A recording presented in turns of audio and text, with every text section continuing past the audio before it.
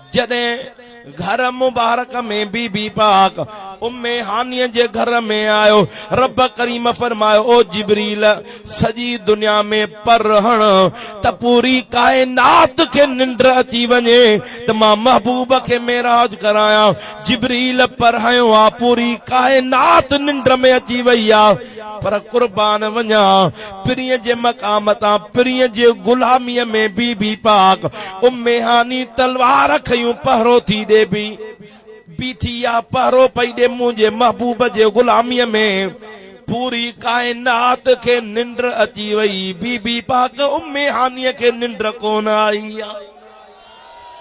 ॾाढा रड़ करे चओ सुभान अल्लाह। फोटो पी वारा हेॾे तवजो करे यार, ॾाढा सुभान अल्लाह चओ। अल्लाह सही मदीने पाड़ू पटई ॾाढा सुभान अल्लाह त चओ। अल्लाह अकबर। मुंजा प्यारा दोस्त जिब्रील तो अर्ज करे मुंजा रब्बिल आलमीन पूरी कायनात निंड में अची वई आ, पर बीबी पाक उम्मे हानी मुस्तफा जे गुलामीअ में आ। मुंजो पर त उनखे असर ई नथो करे। रब करीम फरमायो ओ जिब्रील को खास पढ़ण, जिब्रील खास पढ़यो आ। बीबी पाक उम्मे हानी भित के टेक ॾयूं बीठी आ, उते निंड वठी वई। हजरत जिब्रील अमीन चवे तो मां महबूब के सुजा कया, पर महबूब जे पेरन जे पासे खां पियो अचे, वरी मथे पासे खां सजे खबे। प्यारा दोस्तों रब करीम फरमायो ओ जिब्रील छा थो करे, सुजाग कर। जिब्रील तो अर्ज करे महबूब अदब जो मकाम ॾाढा ॾाढा रड़ करे चो सुभान अल्लाह। ओ मुंहिंजा मौला नबियन के एडो त पावर दिनो थई, अगर शैतान हजरत आदम जी बेअदबी करे उनके जन्नत मजा कढी छड़े, जे कदे हजरत मूसा जे रूह कढण वक्त हजरत इज़राइल तकड़ करे तो उन जो तारो मुबारक थप सां निकरी वने। ॾाढा ॾाढा रड़ करे सुभान अल्लाह चओ।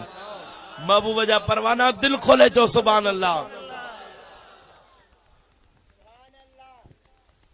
सुभान अल्लाह नथी अचे थोड़ी चोदा सुभान अल्लाह। ईअं न इश्क वारी रड़ कर त बेड़ो तरी वञे।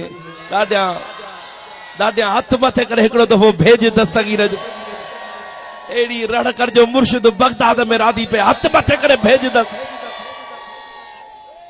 अल्लाह अकबर। मुंजा प्यारा दोस्त जिब्रील तो अर्ज करे मौला महबूब आरामिया सोचा तो किया उथारिया, हाने रब तो दस दे। ओ जिब्रील दस मां तो जाई कर तू सुजाग, मुंजो मदीने वारो ताजदार थी पवंदो। हाने रब तो दे दस या जिब्रील कबिल कदम ओ जिब्रील महबूब जे कदमन जे तरन के चुम। जिब्रील महबूब जे कदमन जे तरन के चुमण शुरू कयो आ। रिवायतन में अचे तो के रिवायत में त जिब्रील जा काफूरी चप ठयल हा, किन में अचे तो त जिब्रील जे चपन जे मथा काफूरी तह दिनल हा। अल्लाह अकबर। महबूब जे कदमन के चुमंदो रहियो तां ते उहे चपन ते जेके तहन काफूर जा दिनल हा उहे खत्म थी विया। हेॾा मुंहिंजो दिलबर हबीब यतीमन जो यार सुजाग थी पियो आ।